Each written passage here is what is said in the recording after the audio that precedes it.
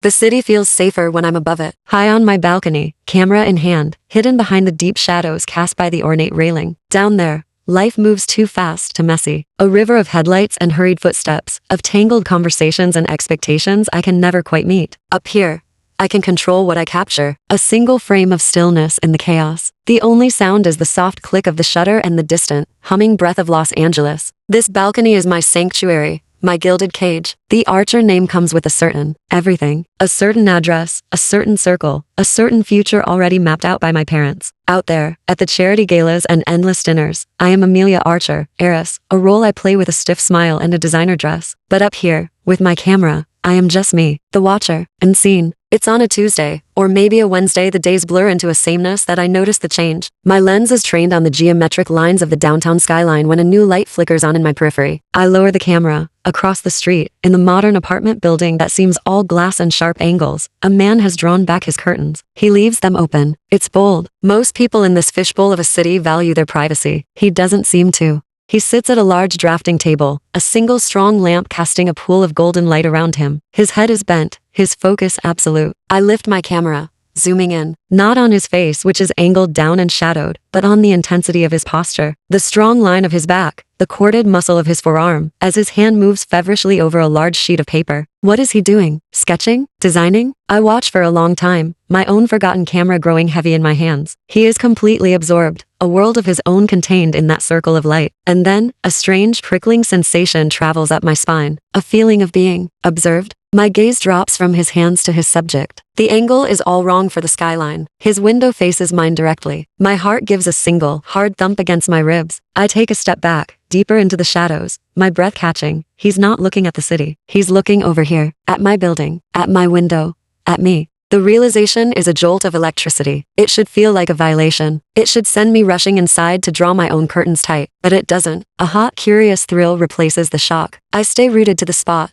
my skin humming. The next night, I find myself on the balcony earlier than usual. I don't even pretend to photograph the skyline. I wait, and at precisely midnight, his light flicks on, the curtains already open. This time, I don't hide. I stand in the soft glow of my own apartment lights, a silhouette against the glass door. I am playing with fire, and I know it. My pulse is a wild, steady drumbeat in my ears. His hand moves with the same urgent grace, charcoal or pencil flying across the page. But tonight, he pauses. His head lifts, slowly, deliberately. His gaze finds mine across the 100 yards of night that separate us. The air leaves my lungs. I can't see the color of his eyes from here, but I can feel the weight of his look. It's not a casual glance. It's an acknowledgement, a recognition. He knows I've been watching, and he's been watching me back. He doesn't smile. He doesn't wave. He simply holds my gaze for a long, breathless moment, the space between us crackling with a silent, charged energy. This is no longer voyeurism. It's a conversation, a dangerous, delicious secret shared between strangers in the dark. Then, he looks down, and his hand begins to move again, even more feverishly than before. I know, with a certainty that burns deep in my belly, what he is drawing now. Not a silhouette, not a guess. He is drawing me. The heat of his unseen eyes is a brand on my skin, and for the first time in a long time, trapped in my gilded world, I feel utterly, completely seen. I should have walked away that night. I should have turned back the moment I saw his eyes up close, should have heeded the cold, warning voice that lives in the back of every Archer mind. But desire doesn't follow rules. It burns right through them, leaving nothing but ash and ember in its wake. The gallery opening was another Archer obligation, another night of air kisses and hollow conversations about art I knew the attendees only valued for its price tag. I was playing my part, a glass of champagne in my hand, a vacant smile on my lips, mentally calculating how soon I could escape to my balcony, my sanctuary, my secret. And then I saw him. He was across the room, taller than most, not in a tuxedo but in a dark, well-cut suit that looked like he'd thrown it on as an afterthought. He was studying a brutalist sculpture, his profile stark and familiar in the soft gallery light. That strong line of his jaw, the intense focus I'd only ever seen from a distance. My breath hitched. The champagne flute nearly slipped from my fingers. It was him. As if feeling the weight of my stare, and oh, he was an expert at that. He turned. His eyes, which I now saw were a startling, clear brown, found mine instantly. There was no surprise in them, only a slow, simmering recognition that made the crowded room feel suffocatingly small. He didn't look away. He simply began to move, a predator with a single-minded goal, weaving through the clusters of people with an easy confidence that felt entirely out of place here. He stopped before me, his presence a physical force that pushed the din of the party into a dull roar. "The watcher on the balcony," he said, his voice a low rumble that vibrated straight through me. It wasn't a question. All my practice composure, years of finishing school and social training, evaporated. You knew, I breathed, the words barely a whisper, a smirk, reckless and devastating, touched his lips. I've always had a good eye for beautiful things, especially when they're watching me. He took my glass from my numb fingers and set it on a passing tray without looking. I'm Zach. Zach. A simple, solid name. It suited him. Amelia, I managed, my own name feeling foreign on my tongue. I know. His gaze dropped to my lips, and the air between us tightened, grew thick and charged. I've been drawing you for a month, Amelia. I think I know the curve of your neck better than my own.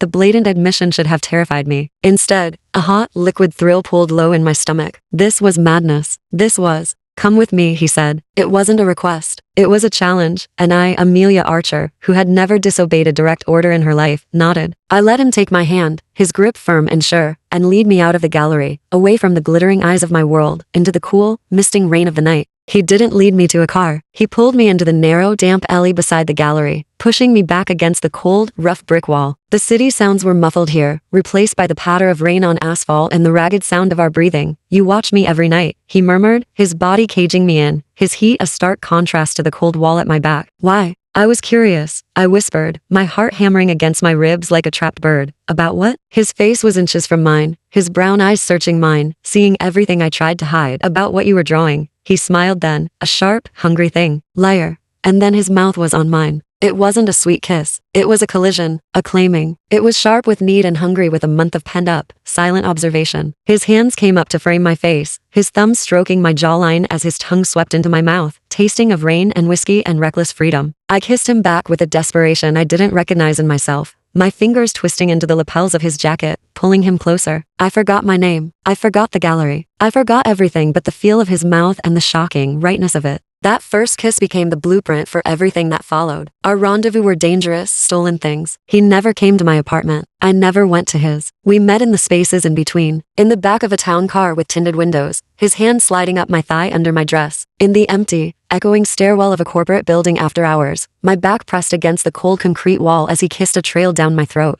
But most often, we met on my balcony. He would text me a single word, midnight, and I would be there waiting. He'd emerge from the shadows of his own apartment, and we would stand separated by that 100 yards of night, the air crackling between us. Then, he would cross the street, let himself into my building with a key he shouldn't have had, and be at my door. Those nights were the most potent. He would undress me in the shadows, his artist's hands mapping every curve and hollow he'd only ever sketched from afar. His touch was whispered reverence and desperate possession. He learned my body like a new language, and I, his willing student, learned the grammar of pleasure under his hands and mouth.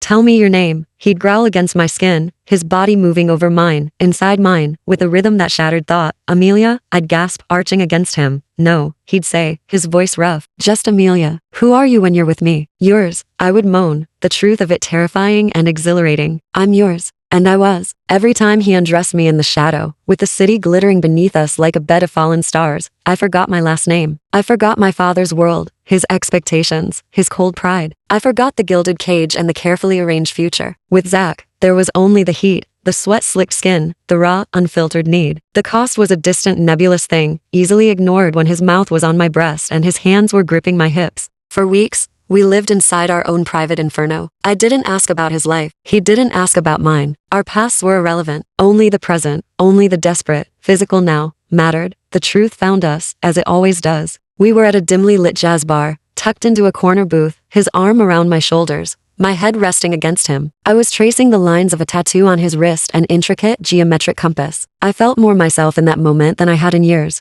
My father hates tattoos, I murmured, without thinking. He says they're for sailors and criminals. Zach went very still beside me. The easy, relaxed energy around him vanished, replaced by a sudden, sharp tension. And what does your father say about the Ford family? He asked, his voice carefully neutral. The name was a bucket of ice water down my spine. I sat up straight, pulling away from him to search his face. What did you say? The Ford family, he repeated, his brown eyes watching me, gauging my reaction. Your father's favorite topic. His greatest rival. The vultures, I believe he calls them. A cold dread began to creep through my veins, freezing the warmth he'd left there. Why would you bring them up? I whispered. He held my gaze, his expression unreadable. Because my name isn't just Zach. He paused, and the world seemed to tilt on its axis. It's Zachary Ford. The air left the room. The music faded to a dull buzz. Ford. The name was a curse in my household. The name of the man who had tried to sabotage my father's company, who had launched vicious takeovers, who represented everything we were supposed to despise. I'd grown up trained to hate that name. And I had let a Ford touch me. I had whispered my secrets to him. I had given myself to him, completely and utterly. I recoiled, scrambling out of the booth, my heart a frantic, painful drum. You knew. I choked out, the words tasting like ash. You knew who I was all along. He didn't deny it. He just looked at me, his expression a mask of grim acceptance. And you didn't know who I was. Funny, isn't it? The watcher, so focused on the secret, she missed the one staring right back at her. Betrayal, sharp and acidic, burned in my throat. This wasn't just reckless. This was a war. And I had just fraternized with the enemy. I turned and fled the bar, the heat of our stolen nights evaporating, leaving me cold and exposed. The fire between us was stronger than any command my family had ever given me, but as I ran into the night, I knew it might not be strong enough to survive this. They say light always exposes the truth, but the truth was never what scared me. It was the idea of living without him. The truth was a cold, hard fact. I was in love with Zachary Ford. The fear was a living thing, a serpent coiled in my gut, whispering of a future without his laugh, without his touch, without the way he looked at me like I was the only real thing in a city of glass and lies. But that evening, a new truth had bloomed inside me, fragile and terrifying and wondrous. A secret I had clutched to my heart for less than 12 hours, a plus sign on a plastic stick that changed the axis of my entire world. I was going to tell him tonight. After this was over, we would be a family. The thought was a shield, a tiny, glowing ember I held against the coming storm.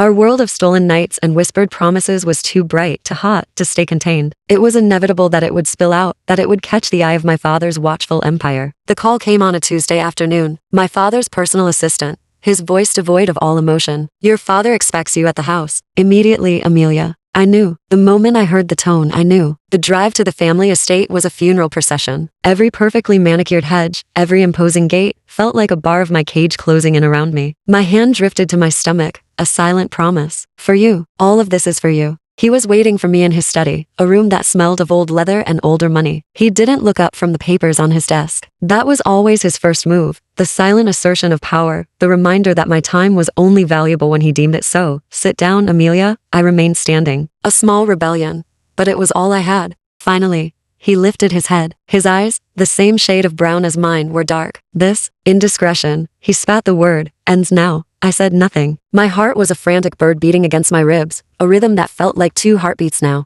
He slid a single photograph across the vast expanse of his desk. It was me, blurred but unmistakable, pressed against Zach in the rain-soaked alley beside the gallery. My head was thrown back, his body shielding mine, the hunger between us palpable even in the grainy image. Zachary Ford, my father said, the name a venomous curse, the son of a parasite. Tell me it's a lie. Tell me you have not been so foolish, so utterly disloyal, as to spread your legs for that. The crudity was a weapon, meant to shame me. It failed. It only ignited a cold fury in my veins, a fire stoked by the new life he was so carelessly threatening.